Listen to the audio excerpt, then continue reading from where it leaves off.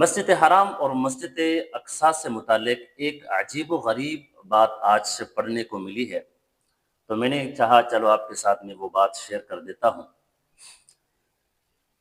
وہ عجیب و غریب بات یہ ہے کہ روئے زمین پر اللہ تبارک و تعالیٰ نے اپنے بندوں کی عبادت کے لیے دو مسجدوں کو قبلہ گاہ قرار دیا ہے، ایک مسجد اقصی ہے اور ایک مسجد حرام ہے، لیکن قانون اور قدرت دونوں مسجدوں کے لیے الگ الگ ہے۔ مسجد حرام کے لیے قانون اور قدرت اور ہے، مسجد اقصی کے لیے قانون اور قدرت اور ہے۔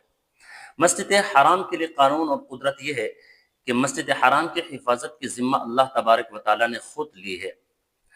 جب اصحاب فیل والے مسجد حرام کو شہید کرنے کے لیے آ رہے تھے تو اللہ تبارک و تعالیٰ نے ابابیل پرندوں کے ذریعے ان لوگوں کو بوسا بوسا کر دیا، جیسے آپ سنتے ہیں کعصف مأکول۔ لیکن یہ قانون اور قدرت مسجد اقصی کے لیے نہیں ہے۔ مسجد اقصی کے لیے قانون اور قدرت کیا ہے؟